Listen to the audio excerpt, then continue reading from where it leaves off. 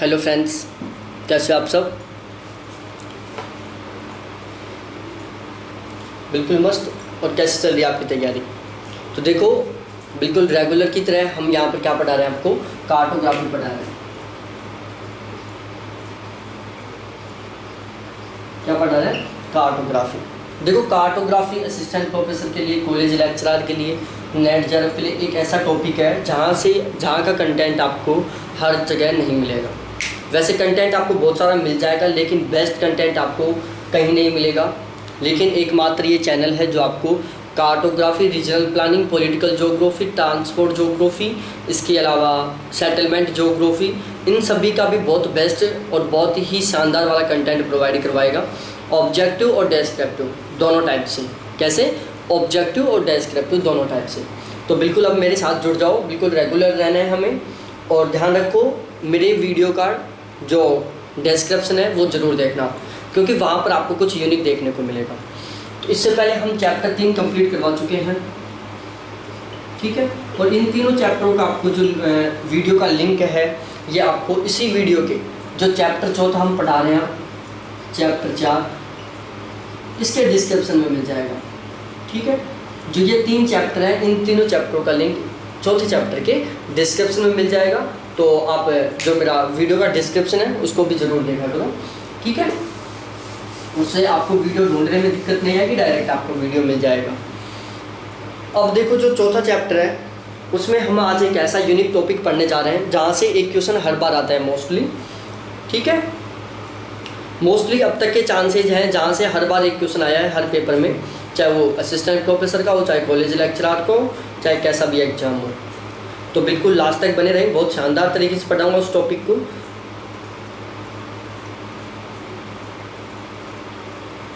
ठीक है। टॉपिक में थोड़े से ज़्यादा से डायग्राम है, तो डायग्रामों को हम ज़्यादा कुछ अच्छे तरीके से समझने की कोशिश करेंगे, हर एक डायग्राम को। तो देखो चैप्टर 4, और चैप्टर 4 में हम पढ़ेंगे समुच्चय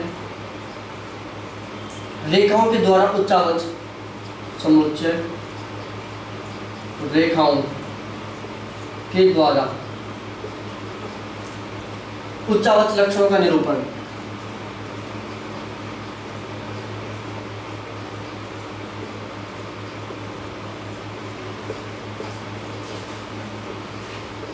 ठीक है, ये हमारा चैप्टर 4 है।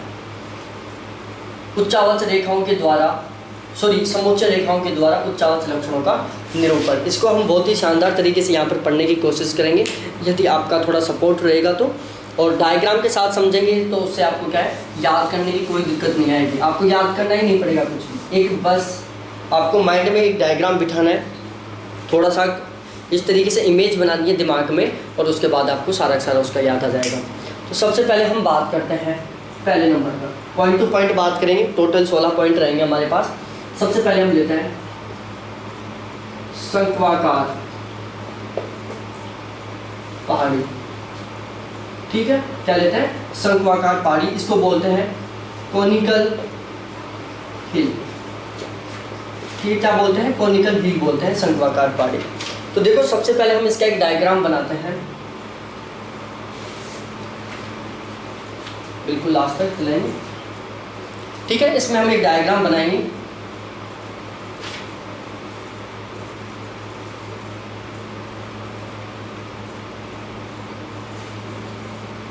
ठीक है। इस तरीके से हमने क्या किया, अब डायग्राम बनाना स्टार्ट करते हैं।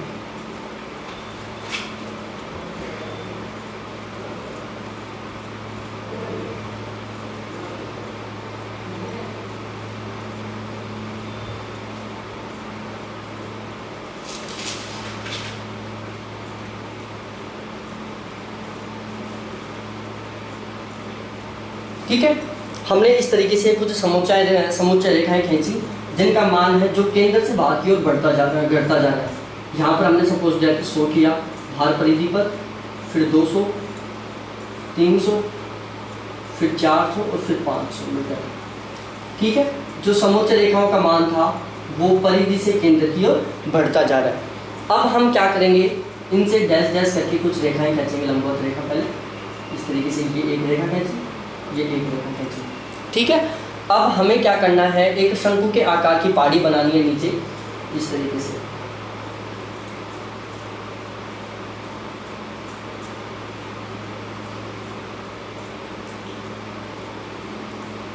क्या करनी है, ये एक शंकु के आकार की पहाड़ी बनानी है और फिर इन समोच्च रेखाओं को इस तरीके से हमें मिलाना है।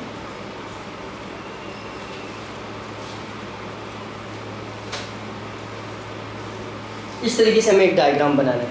ठीक है, अब इस डायग्राम से समझने की कोशिश करो। हमने क्या लिखा था, शंक्वाकार पहाड़ी। सबसे पहले आपके दिमाग में ये डायग्राम घुसना चाहिए कि शंक्वाकार की पहाड़ी में इस तरीके की पहाड़ी बनती है। ये क्या है, एक शंकु के आकार की पहाड़ी है।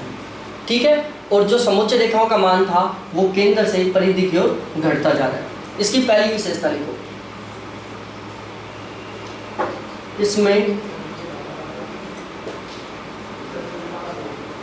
इसमें शंकु के आकार की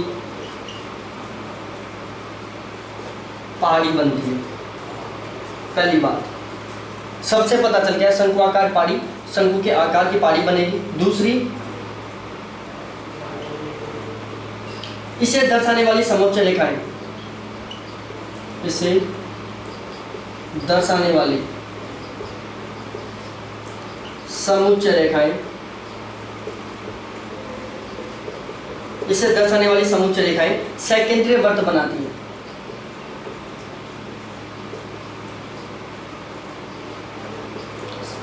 सकेंद्रीय वृत्त का मतलब क्या है, सकेंद्रीय वृत्त का मतलब होता है समान डिस्टेंस पर, इन दोनों के बीच में जितनी दूरी है उतनी इन दोनों के बीच में, उतनी डिस्टेंस इन दोनों के बीच में, उतनी डिस्टेंस इन दोनों के बीच में, मतलब समान अंतराल पर वृत्त बनते हैं इसमें।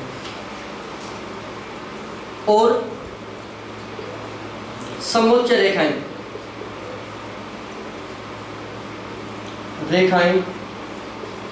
लगभग समान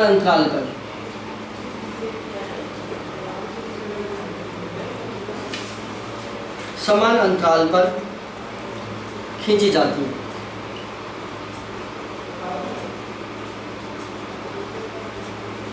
ठीक है, और इसके अलावा समोच्च रेखाओं का मान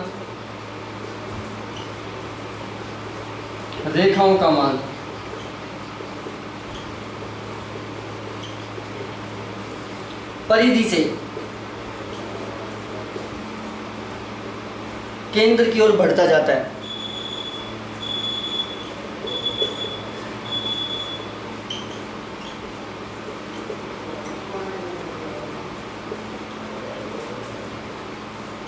ठीक है, ये तीन बातें, ये तीनों की तीनों बातें आपको ध्यान में रखनी है। तीनों की तीनों बातें डायग्राम को रिलेट करती हैं। तो सबसे पहले आपको दिमाग में ये डायग्राम बिठाना होगा कि शंक्वाकार की पहाड़ी में एक शंकु के आकार की पहाड़ी बनती है। अब यहाँ पर देखो, इन समोच्च रेखाओं के बीच में क्या है, जो अंतराल है वो बिल्कुल समान है। ठीक है, इनके बीच में जो डिस्टेंस है वो बिल्कुल समान है। सेकेंडरी वृत्त बन रहे हैं यहाँ पर, इन दोनों वृत्तों के बीच की डिस्टेंस है, इन दोनों के बीच की डिस्टेंस है, इन दोनों के बीच की डिस्टेंस, इन दोनों के बीच की डिस्टेंस आप देख सकते हो। 100 मीटर से 200 मीटर, 200 से 300 मीटर, 300 से 400 मीटर, 400 से 500 मीटर। तो सेकेंडरी वृत्त बन गए, 200 का अंतर है सभी में, शंकु के आकार की पहाड़ी बन गई। तो एक ये जनरल सी बात थी जो मैंने आपको बता दी। अब उसके बाद हम दूसरी आकृति लेते हैं।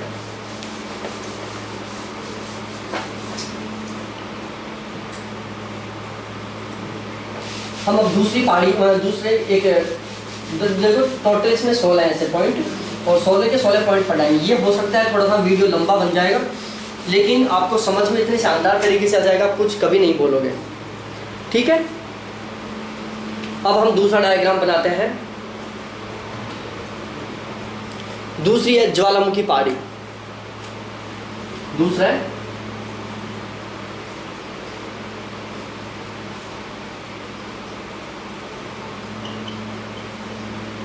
ज्वालामुखी पहाड़ी, जिसको इंग्लिश में क्या बोलते हैं, वोल्केनिक हिल। क्या बोलते हैं, वोल्केनिक हिल, ज्वालामुखी पहाड़ी। अब देखो,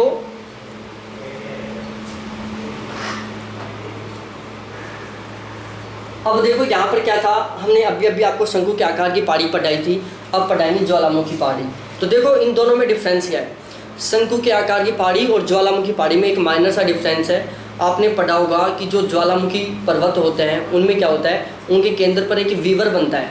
क्या बोलता है? वीवर बनता है, एक छिद्र बनता है जहाँ से ज्वालामुखी का जो लावा होता है वो बाहर निकलता है।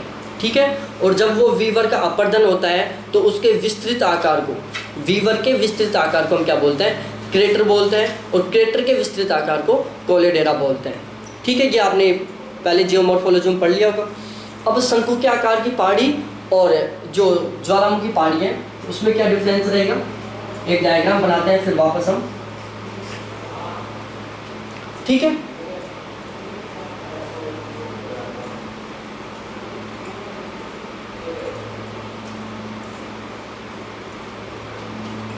एक सेकेंडरी वर्ग, दूसरा सेकेंडरी वर्ग, तीसरा सेकेंडरी वर्ग, चौथा सेकेंडरी वर्ग,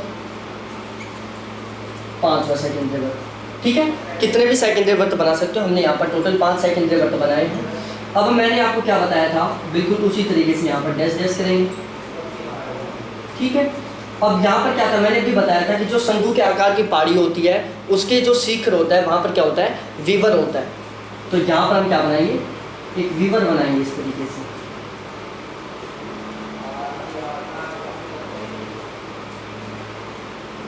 ठीक है, यह हमारी क्या बन गई, एक शंकु के आकार की पहाड़ी बन गई। इसको वो समोच्च रेखाओं के द्वारा डैश डैश करके मिला दो। ये डायग्राम भी आपको ध्यान में होगा, ये थोड़ा बहुत पढ़ा होगा आपने, क्योंकि जब हम फर्स्ट ईयर और ग्रेजुएशन में और पीजी में जब हम प्रैक्टिकल करते थे तो यहाँ से क्वेश्चन बनते थे। ये डायग्राम हम बनाते थे प्रैक्टिकल में, और वही समोच्च रेखाओं का मान क्या होगा। देखो यहाँ पर एक थोड़ा सा अंतर है,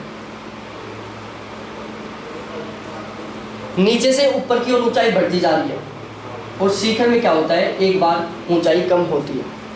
तो जैसे जैसे हम धरातल से ऊपर की ओर जाते जाते हैं तो समोच्च रेखाओं का जो मान होता है वो बढ़ता जाता है। ठीक है, तो यहाँ पर हम देते हैं सपोज दैट, मान लीजिए हमने यहाँ पर 1100। ठीक है, यहाँ पर केंद्र में मान कितना लीजिए, 1100। अब थोड़ी सी ऊंचाई बढ़ी है तो यहाँ पर मान कितना आ जाएगा, 1200, क्योंकि इसकी तुलना में यहाँ पर क्या है, धरातल ऊंचा है। तो सपोज दैट यहाँ पर यदि समोच्च रेखा का मान 1100 है तो यहाँ पर 1200 होगा। फिर वापस कितना आ जाएगा, 1100 आ जाएगा।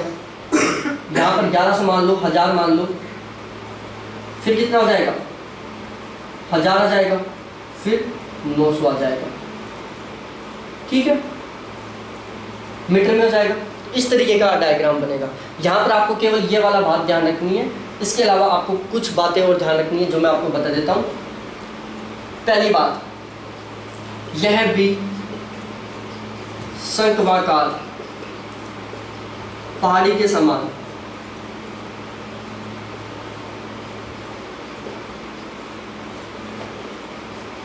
ठीक है, यह भी शंक्वाकार पहाड़ी के समान होती है, लेकिन इसमें शिखर पर वीवर पाया जाता है। लेकिन इसमें शिखर पर वीवर पाया जाता है। समझ में आ गया, शिखर पर एक वीवर पाया जाता है, जो मैंने आपको पहले बता दिया था, अब बता रहा हूँ, ये एक वीवर है। ठीक है, इसको दर्शाने वाली समोच्च रेखाएं भी, इसको दर्शाने वाली, देखो आप वैसे लिख दो, मैं बोलता जा रहा हूँ आपको। तीसरा पॉइंट लिखो, इसको दर्शाने वाली समोच्च रेखाएं भी लगभग सकेंद्रीय वृत्त होती हैं। इसको दर्शाने वाली समोच्च रेखाएं भी लगभग सकेंद्रीय वृत्त होती हैं, सभी में 100 का डिफरेंस है। दूसरी बात, और उनका मान भी केंद्र की ओर बढ़ता जाता है, परिधि से केंद्र की ओर उनका मान भी बढ़ता जा रहा है। लेकिन वीवर के कारण, लेकिन शिखर पर वीवर के कारण एक या दो समोच्च रेखाओं का मान घट जाता है। लेकिन शिखर पर वीवर के कारण एक या दो समोच्च रेखाओं का मान घट जाता है। 1100 था, फिर वहाँ से क्या हुआ, 1200 घट गया, फिर वापस घट गया। ठीक है, एक ये थोड़ा सा अंतर मिलता है। तो लिखो, दोबारा से मैं बोल रहा हूँ, यह भी शंक्वाकार पहाड़ी के समान होती है, लेकिन इसके शिखर पर एक वीवर होता है। दूसरी बात लिखो, इसको दर्शाने वाली समोच्च रेखाएं भी लगभग सकेंद्रीय वृत्त ही होती हैं, और उनका मान भी केंद्र की ओर बढ़ता जाता है, लेकिन शिखर पर विवर के कारण एक या दो समोच्च रेखाओं का मान घट जाता है। तो ये बात आपको लिखनी है। मैं खुद लिखता तो भी आप इसी तरीके से लिखते, और मैंने समझा दिया, बाकी का मैं बोल बोल के लिखवा देता हूँ आपको। उससे क्या होगा, टाइम भी बच जाएगा और अच्छी तरीके से समझा भी दूंगा आपको।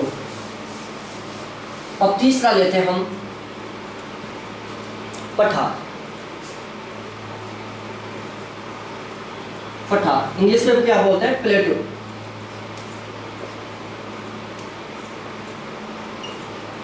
ठीक है, पठार डायग्राम बनाते हैं पहले। देखो पठार में क्या होता है, पठार की इमेज ध्यान करो दिमाग में।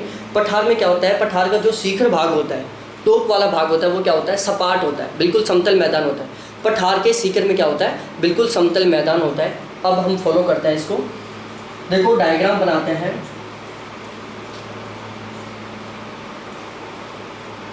ठीक है, पहले मैं यहाँ पर पठार का डायग्राम बना देता हूँ।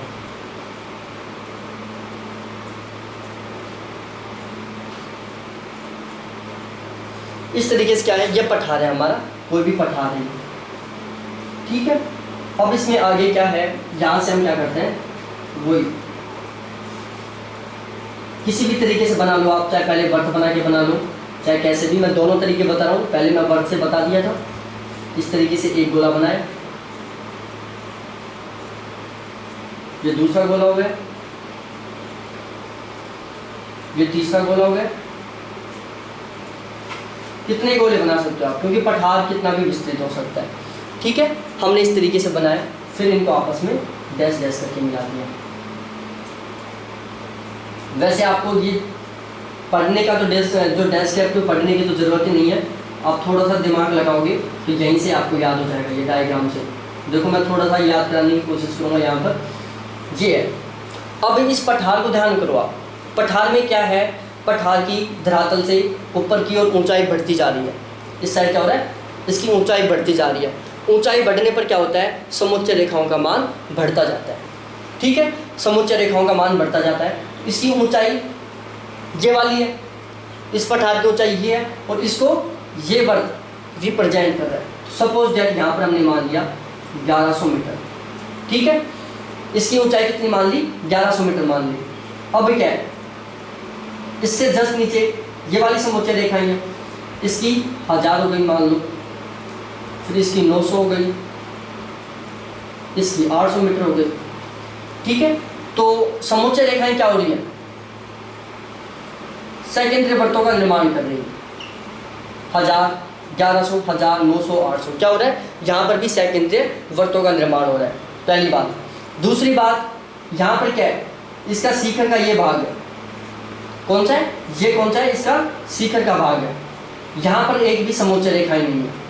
क्यों नहीं है यहाँ पर समोच्च रेखा, क्योंकि यहाँ पर धरातल बिल्कुल समान है। यहाँ पर धरातल बिल्कुल समान है, इसलिए यहाँ पर ये दो किनारे वाली समोच्च रेखा है, बीच के भाग में कोई भी समोच्च रेखा नहीं है। अब आप इसको ऐसे कैसे याद भी कर सकते हो, लिख लो, मैं लिखाऊंगा नहीं। देखो पठार को प्रदर्शित करने वाली समोच्च रेखाएं किनारे वाले भाग पर पास पास होती हैं। पठार को प्रदर्शित करने वाली समोच्च रेखाएं किनारे वाले भाग पर पास पास होती हैं, बिल्कुल पास पास में दोनों साइड। ठीक है, उसके आगे लिखो, लेकिन बीच के भाग में, लेकिन शिखर वाले बीच के भाग में समोच्च रेखाओं का अभाव रहता है। तो यहाँ पर देख लो, इन दोनों के बीच में एक भी समोच्च रेखा नहीं है, तो शिखर वाले भाग पर समोच्च रेखाओं का अभाव रहता है। अभाव रहने का कारण क्या है, क्योंकि जो शिखर वाला भाग है वो क्या है, बिल्कुल सपाट है, जिसकी वजह से यहाँ पर क्या होती है, समोच्च रेखाएं नहीं पाई जाती। अब क्वेश्चन क्या पूछेगा वो, कि निम्नलिखित में से कौन सी एक आकृति में या कौन सी स्थलाकृति में उसके शिखर भाग पर समोच्च रेखाओं का अभाव रहता है, जबकि उसके किनारे वाले भाग पर समोच्च रेखाएं बहुत ही सघन पाई जाती हैं, बहुत पास पास पाई जाती हैं। ऑप्शन ए शंक्वाकार पहाड़ी, ऑप्शन बी पर्वत, ऑप्शन सी ज्वालामुखी पहाड़ी, और ऑप्शन डी पठार। तो यहाँ पर क्या होगा, उसने क्या बोला था, शिखर वाले भाग पर समोच्च रेखाओं का अभाव व किनारे वाले भाग पर समोच्च रेखाएं अधिक मात्रा में पाई जाती हैं, बिल्कुल पास पास होती हैं। तो वो कौन सा बनता है, पठार बन गया हमारा। क्या हो गया, पठार नुमा आकृति होगी। उसके बाद चौथा लो, चौथा लेते हैं हम कटक। ठीक है, कटक को इंग्लिश में क्या बोलते हैं, राइज बोलते हैं। ठीक है, कटक की डायग्राम बनाते हैं हम। देखो डायग्राम से समझने की कोशिश करो, यहाँ पर समझने की कोशिश करो इन समोच्च रेखाओं को देख देख के कि ये पठार है, इसके बीच वाले भाग में कि समोच्च रेखा नहीं है, यहाँ पर किनारों पर समोच्च रेखाएं अधिक है, सेकेंडरी वर्त हैं 1100, 1000, 900, 800, मतलब सभी के बीच में 100 का डिफरेंस है, सेकेंडरी वर्त हो गए। इसके अलावा समोच्च रेखाओं का मान केंद्र की ओर बढ़ता जा रहा है, 800, 900, 1000, 1100, मतलब केंद्र की ओर समोच्च रेखाओं का मान बढ़ता जा रहा है। इसका मतलब क्या है कि ऊंचाई है जो लगातार बढ़ती जा रही है। अब हम कटक का लेते हैं, तो भाई कटक में क्या होगा, एक थोड़ा सा का आपको डिफरेंस और यूनिक सी चीज़ देखने को मिलेगी कटक में। वैसे यूनिक है नहीं कुछ भी। कटक में क्या होता है, देखो कटक क्या होता है, कटक में क्या होती है, इस तरीके की आकृति बनती है कटक में, इस तरीके की आकृति। ये क्या है, ये एक कटक की आकृति है। किसकी आकृति है, ये एक कटक की आकृति है। अब देखो हम कटक बनाते हैं, कटक के लिए क्या करेंगे, हम छोटे छोटे क्या बनाएंगे, 3 वर्त बनाते हैं पहले। ये छोटे छोटे हमने क्या किया, 3 वर्त बनाए यहाँ पर। ठीक है, अब हम क्या करते हैं, यहाँ पर और भी बहुत सारे वर्त बनाते हैं। हमने ये बहुत सारे वर्त बनाए।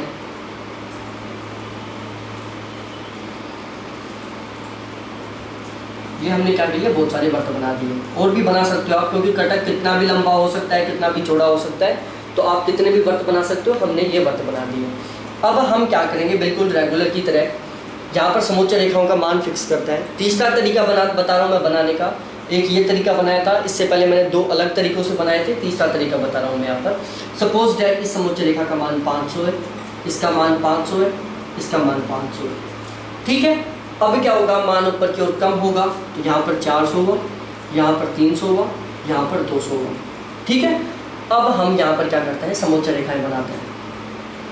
हमने एक समोच्च रेखा बनाई, दूसरी बनाई। यहाँ पर आपको थोड़ा सा एक यूनिक सी चीज़ देखने को मिलेगी, उसको थोड़ा सा सही ढंग से समझने की कोशिश करना आप सभी के सभी। अब देखो क्या है, यहाँ पर आओ पहले,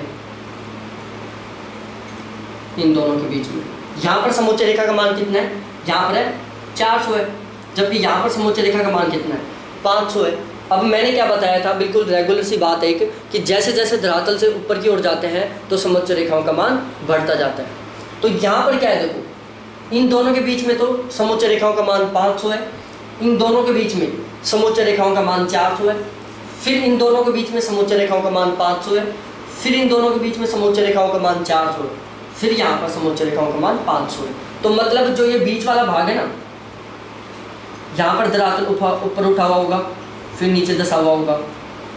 ठीक है, फिर ऊपर उठा हुआ होगा धरातल, फिर नीचे दसा हुआ होगा, फिर ऊपर उठा हुआ होगा धरातल, फिर नीचे दसा हुआ होगा। ऐसा ही होगा, क्योंकि यहाँ पर समोच्च रेखा का मान कितना है, 400 है। तो 400 होने पर क्या होगा, थोड़ा सा समोच्च रेखाएं नीचे गिर जाएंगी और 500 होने पर थोड़ी सी ऊपर उठ जाएंगी।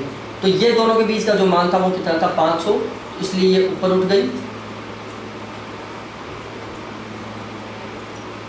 फिर यहाँ पर 400 आया, फिर गिर गई, फिर समोच्च रेखाओं का 500 मान आया, फिर ऊपर उठ गई, यहाँ पर ऊपर उठ गई, फिर समोच्च रेखाओं का मान 400 आया, फिर नीचे गिर गई, फिर समोच्च रेखाओं का मान 500 आया, फिर ऊपर उठ गई, फिर क्या होगा,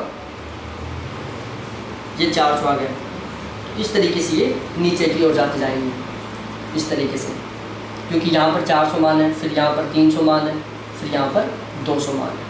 तो ये क्या बनेगी, एक कटक नुमा आकृति बनेगी। अब देखो यहाँ से आपको क्या सीखने को मिला। देखो एक ये चीज़ तो ध्यान में रखना, यहाँ पर 500 मान इसलिए ऊपर उठा है, यहाँ पर 400 इसलिए कम नीचे धस गया, फिर यहाँ पर 500 मान आने पर ऊपर उठ गया, फिर 400 मान आने पर नीचे धस गया। अब इसको लिखो, कटक के बारे में आप लिख लो एक बार। देखो मैं समझाता जाऊँगा।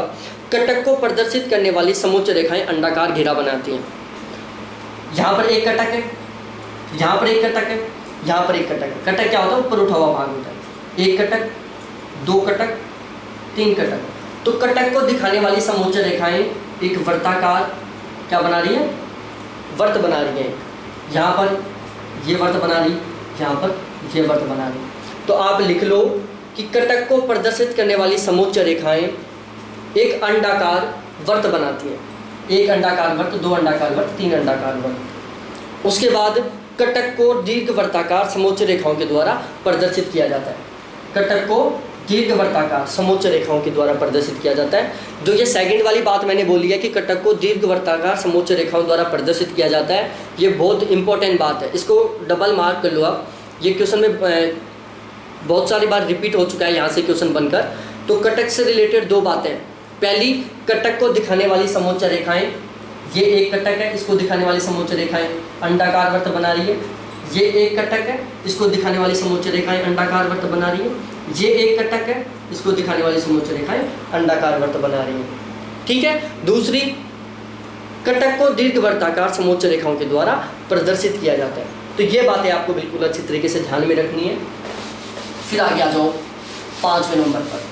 देखो इन डायग्रामों से आपको देख देख के अच्छी तरीके से समझ में आ जाएगा। एक बस माइंड में आप डायग्राम बना लो, और माइंड में भी क्या, आपको जैसे ज्योग्राफी के स्टूडेंट्स हो तो इतना तो पता होगा कि कटक की आकृति कैसी होती है, शंक्वाकार पहाड़ी की कैसी होती है, ज्वालामुखी पर्वत की कैसी होती है। तो उनसे ही आप डायरेक्ट इमेज कर सकते हो और बिल्कुल सही आंसर कर सकते हो। उसके बाद हम 5वां लेते हैं, वी आकार की घाटी। ठीक है, वी आकार की घाटी हम 5वां लेते हैं, वी आकार की घाटी। अब इसका डायग्राम बनाते हैं हम। देखो वी आकार की घाटी में क्या है, किसके द्वारा बनती है वी आकार की घाटी? नदी के द्वारा बनती है। तो उसमें क्या होता है, एक जायज़ सी बात है, जब वी आकार की घाटी का निर्माण नदी कर रही है तो उसके बीच में क्या होगा, एक नदी बहती रहेगी। तो हम अब नदी बहाते हैं, देखो एक बार।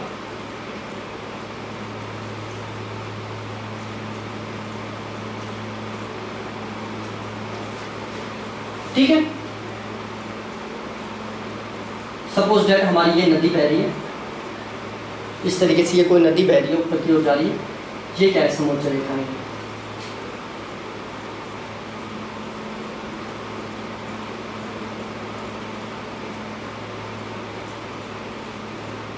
ये क्या है, समोच्च रेखाएं हैं।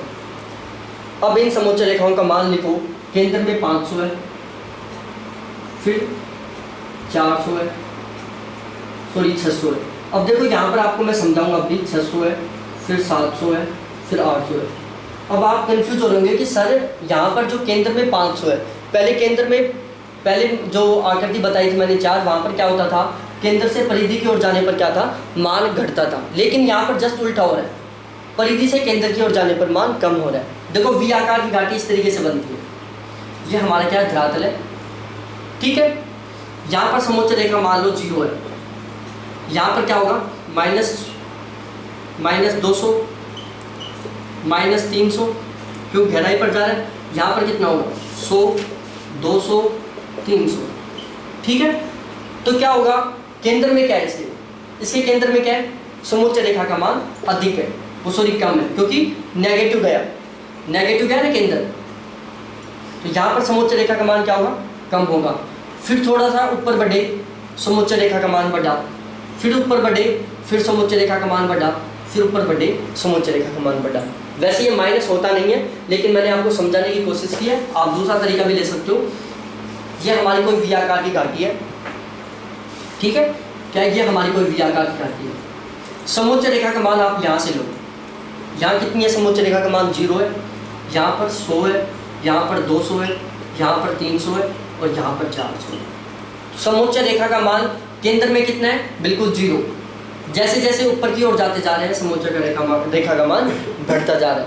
तो इसलिए यहाँ पर क्या होगा, केंद्र में समोच्च रेखा का मान कम होगा, जैसे जैसे ऊपर की ओर जाते जाएंगे समोच्च रेखा का मान बढ़ता जाएगा।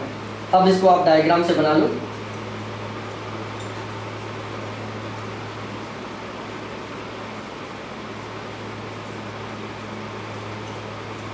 पहले सेंटर ले लेता हूं।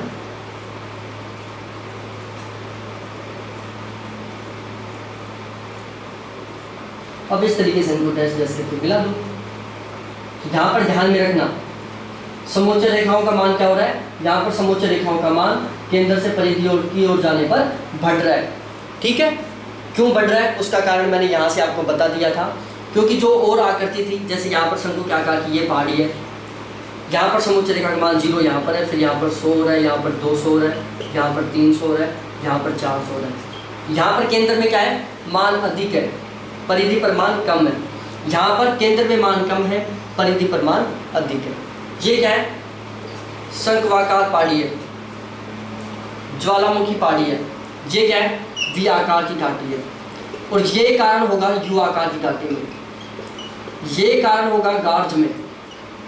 ये भी आपको ध्यान में रखना, गार्ज में भी ऐसी स्थिति होगी, यू आकार की घाटी में भी ऐसी स्थिति होगी, क्योंकि ये धरातल के नीचे है। एक माइंड में एक बात ठोंस लो कि जिन भी आकृतियों में यदि कोई भी आकृति है जो परिधि के, जो पृथ्वी का धरातल है, यदि वो धरातल के नीचे बन रही है, कोई भी आकृति, कैसी भी आकृति हो, यदि वो पृथ्वी के धरातल के नीचे बन रही है, तो उसमें क्या होगा? जो समुच्चय रेखाओं का मान है वो केंद्र से परिधि की ओर बढ़ेगा, क्योंकि यहाँ पर हमने 0 माना है। फिर बिल्कुल इस तरीके से। और यदि कोई भी आकृति धरातल के ऊपर बनी हुई है, तो उसमें जो समुच्चय रेखाओं का मान है वो केंद्र से परिधि की ओर कम होगा। ये एक सिंपल सी बात है। तो क्या होगा? वी आकार की घाटी इस तरीके से बनेगी। अब देखो यहाँ पर, ये हमारी क्या है? रियल वी आकार की घाटी है। ये हमारी क्या है? रियल। ये हमारी क्या है? मानचित्र में है। ठीक है, ये हमारी मानचित्र में। अब देखो ये क्या बना रही है?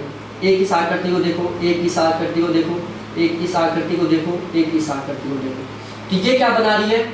उल्टा वी आकार। उल्टा वी आकार, उल्टे वी आकार की है, क्योंकि सुल्टा वी तो ऐसे होता है, उल्टा वी ऐसे होता है। यहाँ पर ये सुल्टा वी है, यहाँ पर ये उल्टा वी बन रहा है। ठीक है, तो अब इसमें आप नोट करो, वी आकार की घाटी में नोट करो आप, वी आकार की घाटी को प्रदर्शित करने वाली समोच्च रेखाएं उल्टे वी आकार की होती हैं। समोच्च रेखाएं उल्टे वी आकार की होती हैं। ठीक है, ये बात बहुत इंपॉर्टेंट है, सबसे ज़्यादा रिपीट होने वाला क्वेश्चन है यहाँ से, कि ऐसी कौन सी आकृति है जिसमें समोच्च रेखाओं द्वारा उल्टे वी अक्षर की आकृति बनाई जाती है? तो वो है वी आकार की घाटी। ठीक है, तो इसमें लिख लो आप, वी आकार की घाटी को प्रदर्शित करने वाली समोच्च रेखाएं उल्टे वी आकार की आकृति होती है, उल्टे वी आकार की होती है, उल्टे वी आकार की होती है। अब उसके बाद आप गार्ज के बारे में भी लिख लो। देखो आपको पता होगा, जब मैंने आपको जो मॉर्फोलॉजी पढ़ाया था, और उसमें मैंने आपको जब ये टोपोग्राफी वाला टॉपिक पढ़ाया था, आकृतियों वाला, वो आकृतियों वाला, तो उसमें मैंने आपको पढ़ाया था ये सारी आकृति, वी आकार की घाटी, गार्ज, केनियन, यू आकार की घाटी, ये क्या होती हैं। तो देखो सिंपल सी बात थी, हमने वहाँ पर पढ़ा था कि जो वी आकार की घाटी होती है उससे विस्तृत रूप क्या होता है? गार्ज होता है। और गार्ज का विस्तृत रूप क्या होता है? कैनियन होता है। इसी का विस्तृत रूप गार्ज होगा, गार्ज का विस्तृत रूप कैनियन होगा। तो गार्ज के बारे में लिख लो, बिल्कुल आकृति इसी तरीके की बनेगी। उसमें एक थोड़ा सा डिफरेंस क्या होता है? गार्ज होता है वो क्या होता है? थोड़ा सा विस्तृत होता है, और उसके जो किनारे होते हैं वो क्या होते हैं? थोड़े थोड़े तीव्र ढाल वाले होते हैं। तो गार्ज के बारे में लिख लो, नोट डाल के, गार्ज की स्थिति में समोच्च रेखाएं, गार्ज की स्थिति में समोच्च रेखाएं उल्टे वी आकार की होती हैं, बिल्कुल इसी तरीके की होती हैं। ठीक है, क्योंकि क्यों होती है? क्योंकि वो भी इसी का विस्तृत रूप है। लेकिन ये समोच्च रेखाएं काफ़ी निकट अथवा मिली हुई होती हैं। यहाँ पर एक बात यूनिक ये है कि जो समोच्च रेखाएं होती हैं वी आकार की घाटी में, तो किनारों पर समोच्च रेखाएं क्या है? सेम अंतराल पर है, थोड़ी थोड़ी अंतराल पर है। लेकिन गार्ज में जो समोच्च रेखाएं होती हैं क्या होती हैं? थोड़ी थोड़ी मिली हुई होती हैं, या थोड़ी थोड़ी पास में होती हैं। उसका कारण मैंने अभी बताया था आपको, गार्ज में क्या होता है? गार्ज वी आकार की घाटी का ही विस्तृत रूप होता है, पहली बात। दूसरी बात मैंने बताई, जो गार्ज होता है उसके किनारे तीव्र ढाल वाले होते हैं। क्या होते हैं? तीव्र ढाल वाले होते हैं। तो सपोज दैट एक तो ये आकृति हो, एक ये आकृति हो, तो यहाँ पर क्या होगा? एक समोच्च रेखा यहाँ बन जाएगी, एक समोच्च रेखा यहाँ बन जाएगी, यहाँ पर एक समोच्च रेखा यहाँ, यहाँ पर एक समोच्च रेखा यहाँ। ठीक है, तो यहाँ पर देखो, इन दोनों समोच्च रेखाओं के बीच में और इन दोनों समोच्च रेखाओं के बीच में ज़्यादा डिफरेंस किसके बीच में? इसके बीच में ज़्यादा डिफरेंस है, इसके बीच में कम डिफरेंस है। तो इसी वजह से क्या हो रहा है? गार्ज में जो समोच्च रेखाएं होती हैं वो पास पास में है, वी आकार की घाटी में समोच्च रेखाएं दूर दूर है। तो ये आपको ध्यान में रखना है अच्छी तरीके से। उसके बाद कैनियन लिख लो, कैनियन भी इसी का विस्तृत रूप होता है। तो कैनियन में भी उल्टे वी आकार का या उल्टे आकार की आकृति बनती है समोच्च रेखाओं में, जो आप ध्यान में रख लेना। एक तीसरा शब्द है अंत्यप्रविष्टि, बहुत इंपॉर्टेंट शब्द है अंत्यप्रविष्टि।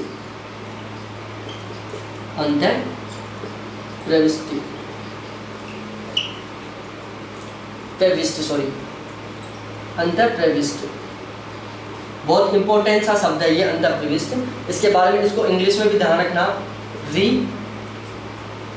एंट्रेंट, ठीक है, क्योंकि इनके कई बार क्या करता है एग्जाम को कॉम्प्लिकेट बनाने के लिए वो क्या करता है इंग्लिश वर्ड का यूज कर लेता है। तो इसके बारे में लिख लो, अंतःप्रविष्ट के बारे में, ये आकृति भी क्या करती है धरातल के नीचे बनती है। क्या बनती है? धरातल के नीचे बनती है। तो इसमें भी समोच्च रेखाएं उल्टे वी आकार की होती हैं। जो अंतःप्रविष्ट होता है उसमें भी जो समोच्च रेखाएं होती हैं वो उल्टे वी आकार की होती हैं, इस तरीके की होती हैं। तो उल्टे वी आकार की समोच्च रेखाएं किस किस में बन रही हैं? वी आकार की घाटी में बन रही हैं, गार्ज में बन रही हैं और अंतःप्रविष्ट में बन रही हैं। तो ये सारी चीज़ें आपको ध्यान में रखना है। उसके बाद आगे चलते हैं।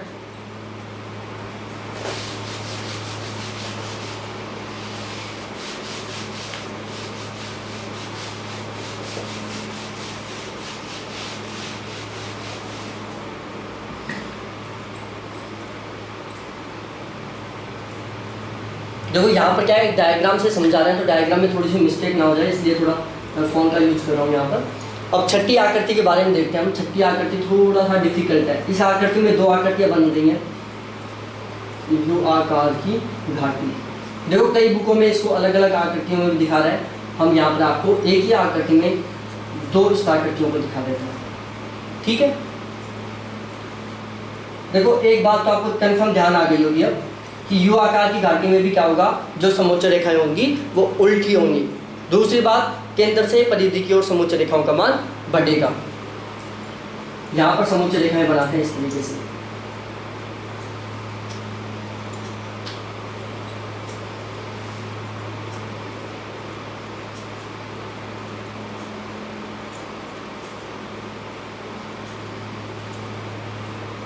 ठीक है, और यहाँ पर हम आकृति बन रही है। देखो यहाँ पर क्या है, दो आकृतियाँ एक साथ पढ़ा रहा हूँ मैं यहाँ पर।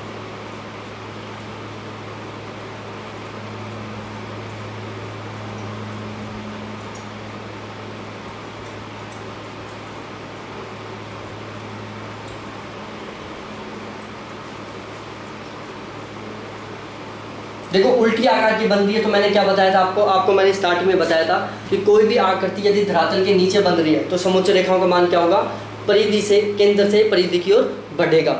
तो सपोज दैट यहाँ पर समोच्च रेखा का मान कितना है, 5000 है, 500 है, यहाँ पर 600 होगा, फिर 700 होगा, फिर 800 होगा, फिर 900 होगा, फिर 1000 मीटर होगा, ठीक है। ये यहाँ पर क्या है, यू आकार की घाटी है,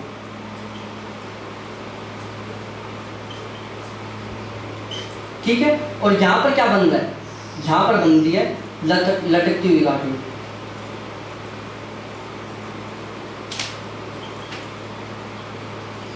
लटकती हुई घाटी,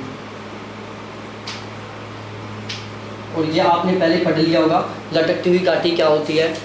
हिमनद द्वारा निर्मित स्थलाकृतियाँ अपरदनात्मक स्थलाकृति, हिमनद द्वारा निर्मित अपरदनात्मक स्थलाकृति है एक लटकती हुई घाटी जिसको हैंगिंग वैली बोलते हैं। यू आकार की घाटी यह भी हिमनद द्वारा निर्मित अपरदनात्मक स्थलाकृति है, इतना बताने की जरूरत नहीं है इसमें। देखो पृथ्वी के धरातल के नीचे बनती है, ये भी यू आकार की घाटी भी हिमनद द्वारा पृथ्वी के धरातल के नीचे बनती है। तो जाहिर सी बात है समोच्च रेखाओं का मान केंद्र से परिधि की ओर बढ़ेगा, ठीक है। और यहाँ पर यू आकार की घाटी बन गई। इसके अलावा यहाँ पर क्या है, लटकती हुई घाटी बन गई। यहाँ से ये दिख नहीं रहा आपको, लटकता हुआ नहीं दिख रहा है।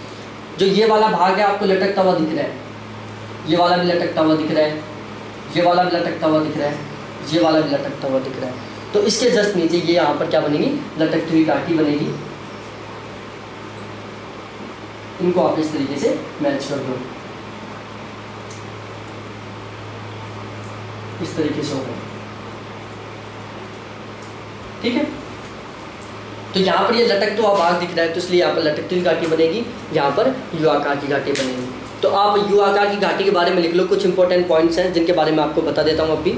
देखो यू आकार की घाटी, पहली सिंपल सी बात, हिमनद की घाटी को प्रदर्शित करने वाली समोच्च रेखाएं उल्टे यू आकार की बनती है। यहाँ पर समोच्च रेखाएं उल्टे यू आकार की बन गई, यू हमारा इस तरीके से बनता है, तो ये हमारी यू आकार की घाटी हो गई रियल वाली, ठीक है। समोच्च रेखाओं की कैसी बनी, ये उल्टे यू आकार की बन गई, एक दूसरा उल्टा यू आकार ये बन गया, एक तीसरा उल्टा यू आकार ये बन गया।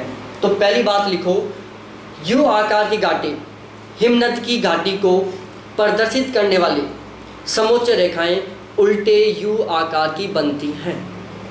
ठीक है, उसके बाद मैंने बताया लटकती हुई घाटी, जिसको निलंबित घाटी बोलते हैं। क्या बोलते हैं? निलंबित घाटी भी बोलते हैं, लटकती हुई घाटी बोलते हैं। उसके बारे में लिख लो। देखो मैं लिखवा देता हूँ, बोर्ड पर नहीं लिखवाऊंगा क्योंकि उसमें टाइम ज़्यादा लिखेगा। यही चीज़ मैं आपको बोल के लिखवा देता हूँ, लिख लेना थोड़ा ध्यान से सुन के। सबसे पहले मैं लटकती हुई घाटी के बारे में बता देता हूँ थोड़ा बहुत, फिर उसके बाद में समोच्च रेखाओं के बारे में। मुख्य हिमनद में, ये क्या है? इसका मुख्य हिमनद है। मुख्य हिमनद में सहायक हिमनद की अपेक्षा बर्फ की मात्रा अधिक होती है। मुख्य हिमनद में सहायक हिमनद की अपेक्षा हिम की मात्रा अधिक होती है। अतः अपर्दन के द्वारा सहायक हिमनद की तुलना में मुख्य हिमनद अपनी घाटी को अधिक गहरा बना लेता है। अतः अपर्दन के द्वारा सहायक हिमनद की तुलना में मुख्य हिमनद अपनी घाटी को अधिक गहरा बना लेता है। ये जो मुख्य हिमनद है वो सहायक हिमनद की तुलना में अपनी घाटी को अधिक गहरा बना लेगा। ठीक है, सहायक हिमनद का बर्फ या जल या प्रपात के रूप में सहायक हिमनद का बर्फ या जल प्रपात के रूप में मुख्य हिमनद में गिरता है। तो ये क्या करता है? जल या प्रपात के रूप में मुख्य हिमनद में गिरता है। अतः सहायक हिमनद की ऐसी घाटी को निलंबी घाटी कहते हैं। अतः सहायक हिमनद की ऐसी घाटी को निलंबी घाटी कहते हैं। ये निलंबी घाटी आपको ध्यान में रखना है, यू आकार की घाटी के जस्ट आसपास में ही बनती है। मैंने वैसे डायग्राम से समझाया था जब मैंने हिमनद के बारे में पढ़ाया था आपको। देखो वहाँ से भी एक क्वेश्चन जरूर आता है। जो भी टोपोग्राफी है सारी पवन द्वारा, हिमनद द्वारा, इनसे क्वेश्चन रिपीट होता रहता है। ठीक है, तो उनको भी आप प्लीज़ जरूर पढ़ना। यदि आपने नहीं देखा वीडियो को तो जरूर देखना। उसको भी याद करने का इतना सिंपल सा तरीका बताया मैंने, एक बार देख लोगे तो 100% याद हो जाएगा वो आपके। और देखो मेरे हर वीडियो का डिस्क्रिप्शन देखा करो, डिस्क्रिप्शन में कुछ यूनिक मिलेगा आपको देखने के लिए। ठीक है, जब इतना ही देख रहे हो तो डिस्क्रिप्शन देखने में ज़्यादा टाइम नहीं लगता, तो उसको भी देखा करो। अब 8वां लेते हैं हम। 8वीं आकृति है समान ढाल, नाम से पता चल रहा है, इसको बोलते हैं यूनिफॉर्म स्लोप। ठीक है, समान ढाल। समान ढाल में क्या होता है? नाम से पता चल रहा है कि इसमें ढाल होता है जो समान होता है। ठीक है, ये सिंपल सी बातें हैं सारी आपको। ये क्या है? ढाल बिल्कुल समान हो रहा है यहाँ पर।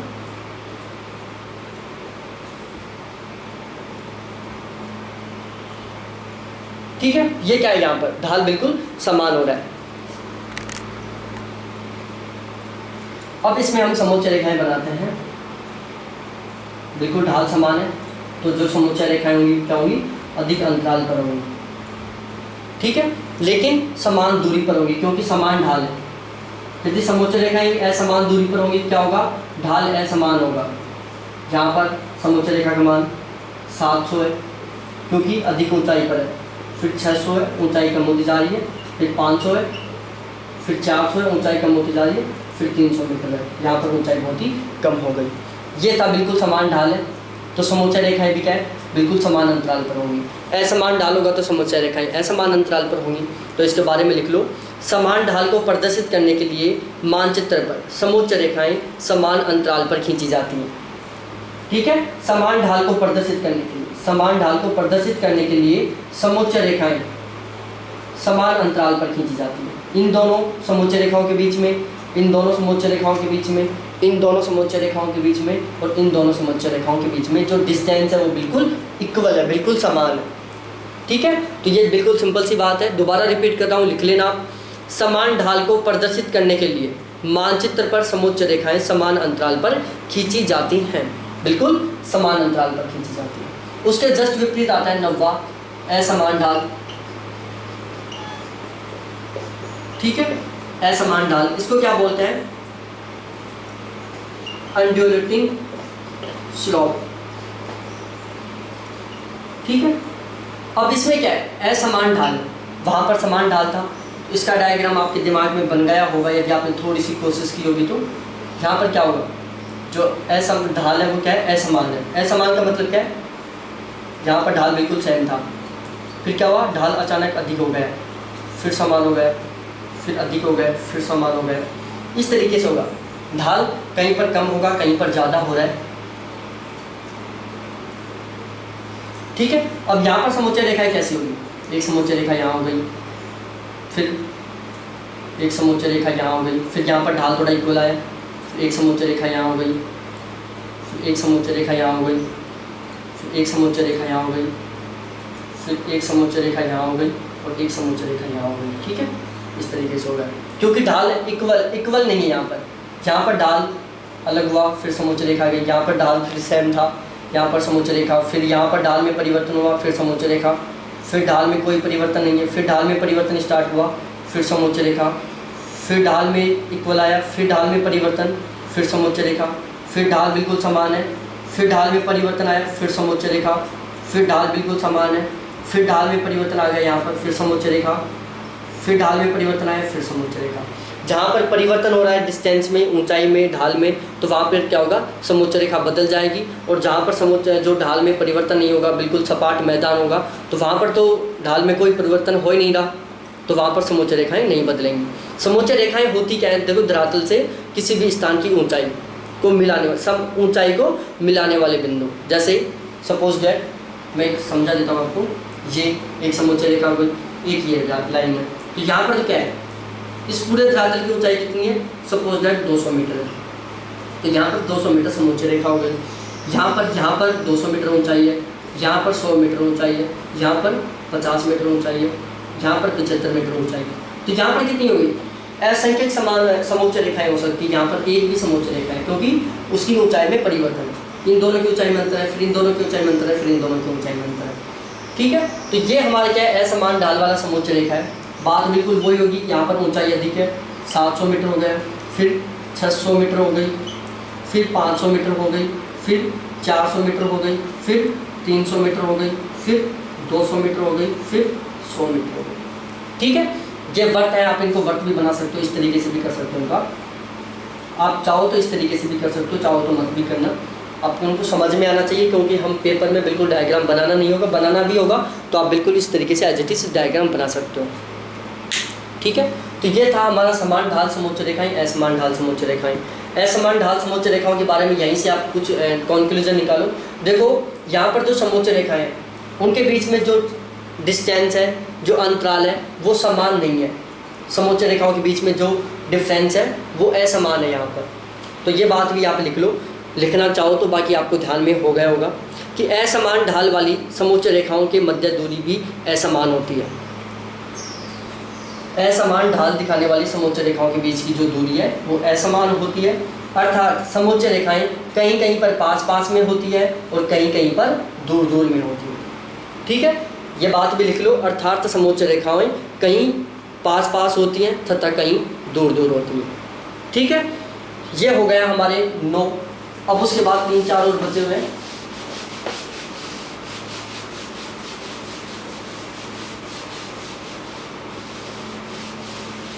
अब हम 10वां लेते हैं।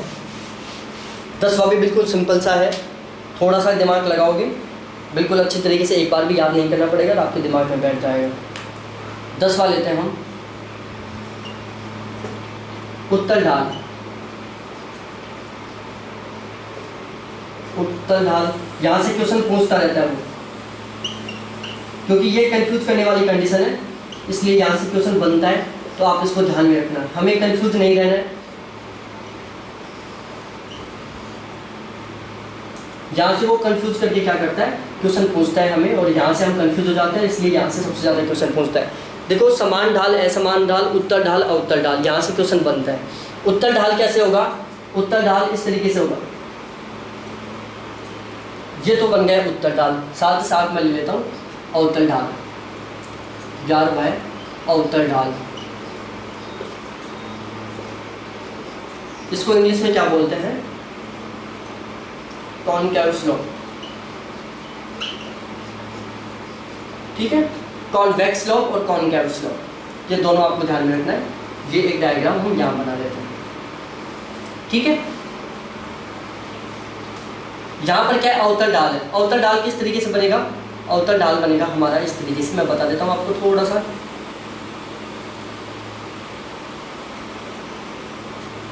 ये हमारा अवतल ढाल हो गया, ये हमारा उत्तर ढाल हो गया। उत्तर ढाल बीच में से ऊपर उठा होता है और उत्तर ढाल नीचे दसा हुआ होता है।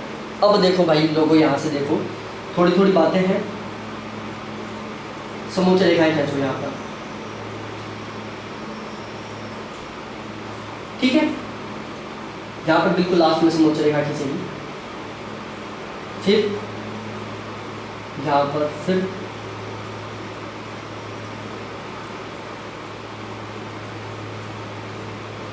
ठीक है।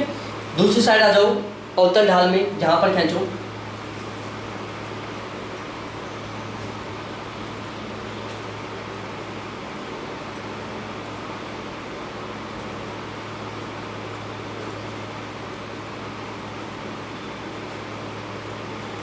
ठीक है।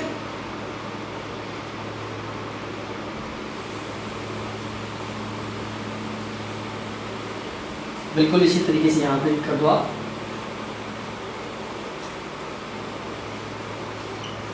ऊंचाई यदि का मान बढ़ता जाएगा, चाहे यहाँ से स्टार्ट कर लो 100 मीटर, फिर 200 मीटर, फिर 300 मीटर, फिर 400 मीटर, फिर 500 मीटर, फिर 600 मीटर, ठीक है।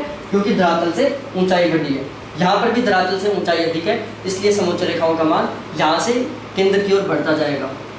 100 metre, 200 metre, 300 metre, 400 metre, 500 metre, 600 metre, 700 metre, 800 metre और ये 1000 मीटर हो गए, ठीक है। इस तरीके से क्या है, समोच्च रेखाओं का मान बढ़ता जा रहा है क्योंकि ऊंचाई बढ़ती जा रही है, यहाँ पर ऊंचाई बढ़ती जा रही है। अब आपको इसको याद करना है, मैं कुछ नहीं बताऊंगा, एक बार माइंड को, कॉपी को साइड में करो, पेन को साइड में करो और केवल इन दोनों डायग्रामों पर फोकस करो। ये 2 डायग्राम है, आपको इनसे रिलेटेड कुछ एक एक आउटपुट निकालना है। इस डायग्राम को देख के एक आप आउटपुट निकालो, एक इस डायग्राम को देख के आउटपुट निकालो। देखो मैं बताता हूँ आपको, यहाँ पर इन दोनों समोच्च रेखाओं के बीच, इन दोनों समोच्च रेखाओं के बीच, फिर इन दोनों समोच्च रेखाओं के बीच, इनमें आपस में डिफरेंस देखो क्या है। यहाँ पर इन समोच्च रेखाओं के बीच में डिफरेंस देखो, बिल्कुल सिंपल सा डिफरेंस है जो सभी को दिख रहा है यहाँ पर, ठीक है। नहीं दिख रहा है वो चश्मा लगा के देखने की कोशिश करें। देखो यहाँ पर क्या अंतर दिख रहा है आपको, ये इसका उत्तर ढाल है, ये ऊपर का ढाल है, ये नीचे का ढाल। मैं लिख देता हूँ, ये ऊपर का ढाल, ठीक है, ये नीचे का ढाल, ठीक है। ये ऊपर का ढाल, ये नीचे का ढाल। अब देखो, अब आपको कुछ नहीं बताना, यहाँ से देखना है आपको नीचे का ढाल, जो उत्तर ढाल है उसमें नीचे के ढाल में समोच्च रेखाएं पास पास में है, जबकि ऊपर के ढाल में समोच्च रेखाएं दूर दूर है। अवतल ढाल में आ जाओ, अवतल ढाल में क्या है कि अवतल ढाल में नीचे के किनारे पर समोच्च रेखाएं अधिक अंतराल पर है, दूर दूर है, जबकि ऊपर के किनारे पर क्या है, समोच्च रेखाएं पास पास में। किनारा डालो, यहाँ किनारा, यहाँ पर भी किनारा कर लो आप, और यहाँ पर भी किनारा कर लो, ठीक है। तो लिख लो आप, उत्तर ढाल के बारे में लिखो कि उत्तर ढाल में नीचे के किनारे पर समोच्च रेखाएं पास पास में होती हैं, जबकि ऊपर वाले किनारे पर समोच्च रेखाएं दूर दूर होती हैं। देख लो यहाँ पर दूर दूर है। अवतल ढाल में आ जाओ, अवतल ढाल में नीचे के किनारे पर समोच्च रेखाएं दूर दूर होती हैं, जबकि ऊपर के किनारे पर समोच्च रेखाएं पास पास में होती हैं। बिल्कुल माइनर सा डिफरेंस था, डायग्राम को देखते ही आपको ध्यान में आ गया होगा। बातें बाकी की वही होंगी, समोच्च रेखाओं का मान बढ़ता जाएगा, यहाँ पर भी बढ़ता जाएगा, ठीक है।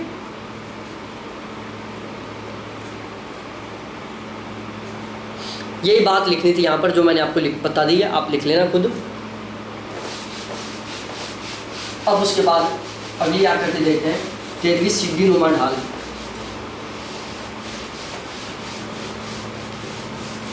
तेरहवां है हमारा सीढ़ी नुमा ढाल। 13वां कौन सा, 12वां, सॉरी,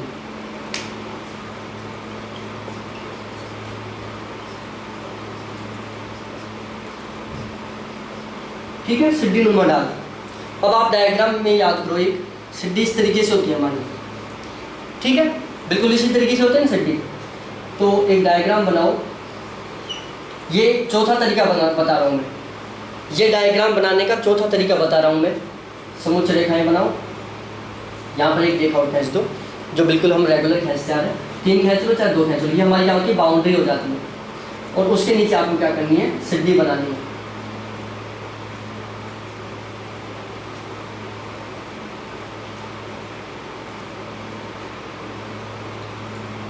ये हमने क्या की, सीढ़ी बना दी, ठीक है।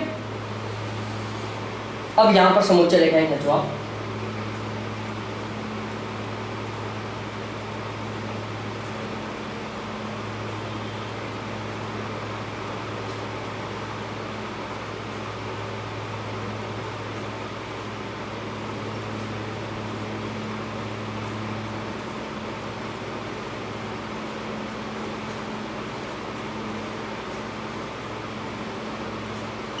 ठीक है, समोच्च रेखाओं का मान बढ़ता जाएगा, 100, 200, 300, 400, 500, 600 मीटर, ठीक है।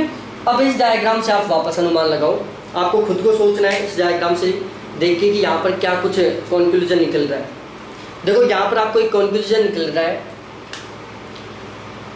1 जोड़ा, 2 जोड़ा, 3 जोड़ा, 3 जोड़े बन गए। यहाँ पर 2 समोच्च रेखाओं के जोड़े बन रहे हैं, और इन दोनों जोड़ों के बीच में क्या हो रहा है, 2 समोच्च रेखाओं के जोड़े बन रहे हैं, और इन जोड़ों के बीच में जो समोच्च रेखाओं के बीच की जो डिस्टेंस है वो क्या है, यहाँ पर भी कम है, यहाँ पर भी कम है, यहाँ पर भी कम है, ठीक है।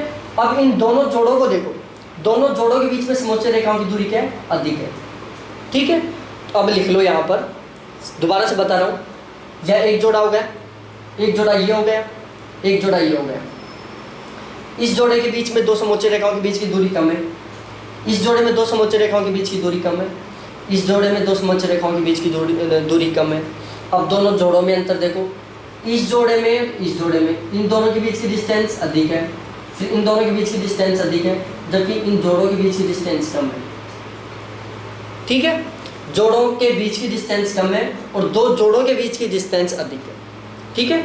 इसको लिखो, मानचित्र में ढालों को प्रदर्शित करने के लिए, मानचित्र में ढालों को प्रदर्शित करने के लिए 2 समोच्च रेखाओं के जोड़े, 2 समोच्च रेखाओं के जोड़े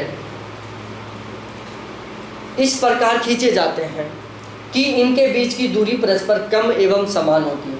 इनके बीच की दूरी कम है, इनके दूरी बीच की कम है, इनके बीच की दूरी कम है, और समथिंग ये दूरियां हैं दोनों के बीच की जो क्या है, समान है। इसके बीच में समथिंग 1 मीटर की डिस्टेंस है, फिर इसमें 1 मीटर की डिस्टेंस, फिर इसमें 1 मीटर की डिस्टेंस, ठीक है। तो दोबारा से लिख लो, इनके बीच की दूरी परस्पर कम एवं समान रहती है, लेकिन 2 समोच्च रेखाओं के जोड़ों के बीच की दूरी अधिक होती है। 2 समोच्च रेखाओं के जोड़ों के बीच की दूरी अधिक रहती है, इन दोनों के बीच की दूरी, इन दोनों के बीच की दूरी, ठीक है।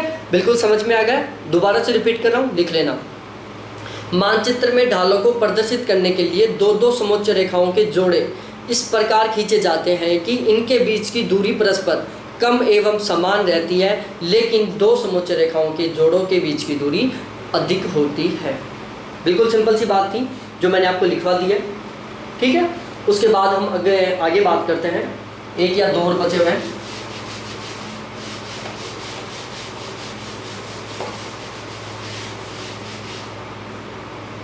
देखो यहाँ से एक क्वेश्चन आता है, और अब मैंने आपको इस तरीके से समझा दिया कि आपको बिल्कुल भी याद करने की ज़रूरत नहीं है।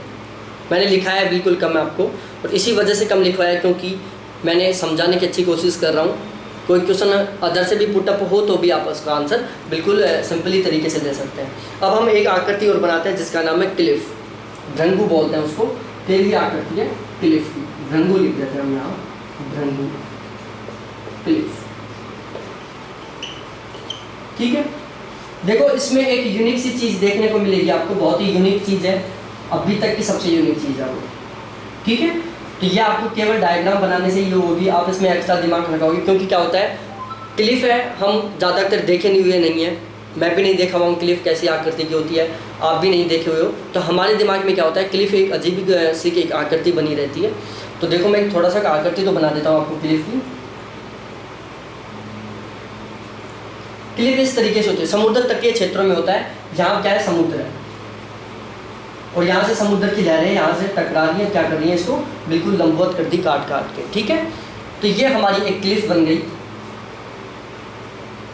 पहले समोच्च रेखाएं खींच लो क्योंकि ऊपर गोला छोटा बड़ा बन जाए, एक समोच्च रेखाएं। अब इसमें क्या होता है, एक यूनिक चीज यही है इसमें, ठीक है, जहां से गोले बनेंगे इस तरीके से,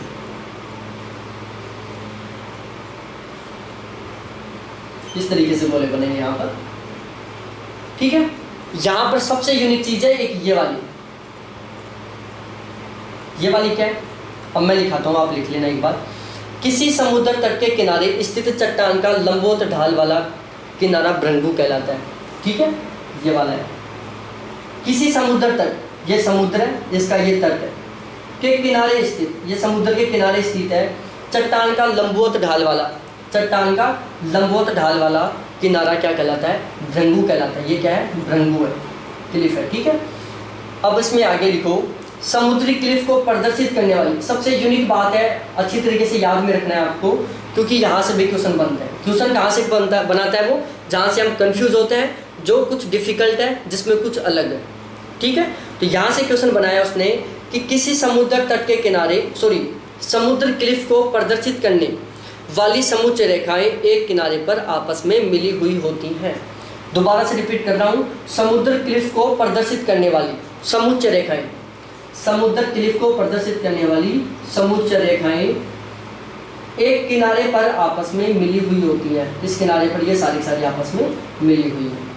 तो दोबारा से बोल रहा हूँ, रिपीट कर रहा हूँ, लिख लेना कि समुद्री क्लिफ को प्रदर्शित करने वाली समुच्चय रेखाएं एक किनारे पर आपस में मिली हुई होती हैं, ये आपको ध्यान में रखना है। उसके बाद कगार लिखो, 14वें नंबर पर है कगार। कगार के बारे में भी लिख लो आप, मैं यहीं बता देता हूँ।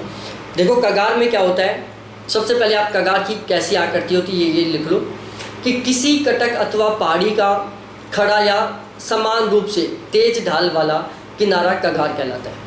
कगार के बारे में लिखो कि किसी कटक या पहाड़ी का खड़ा या समान रूप से तेज ढाल वाला किनारा कगार कहलाता है। कगार दिखलाने वाली समुच्चय रेखाएं अपेक्षाकृत पास पास में होती है। कगार क्या होता है, ये वाला होता है, इसको दिखाने वाली, जैसे कगार क्या होता है हमारा इस तरीके से होता है, ठीक है, ये हमारा कगार है। तो इसको दिखाने वाली समुच्चय रेखाएं क्या होती हैं, अपेक्षाकृत पास पास में होती है, ठीक है। इसके बाद लिखो जलप्रपात, 15वें नंबर पर लिखो जलप्रपात। यहाँ से नेट में कम से कम 2 से 3 बार क्वेश्चन पूछा जा चुका है, 2006 से लेकर दिसंबर 2019 तक। HPSC 2018 में भी ये क्वेश्चन पूछा हुआ था जलप्रपात के बारे में, तो ये बहुत इंपॉर्टेंट है, इसको भी ध्यान में रखना।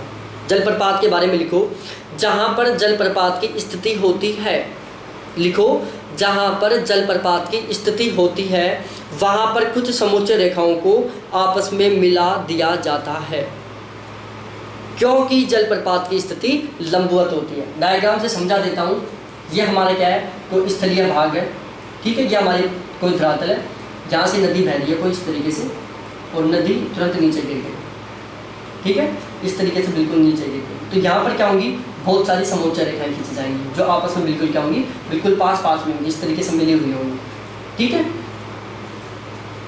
ठीक है, इस तरीके से बिल्कुल पास पास में मिली हुई होंगी।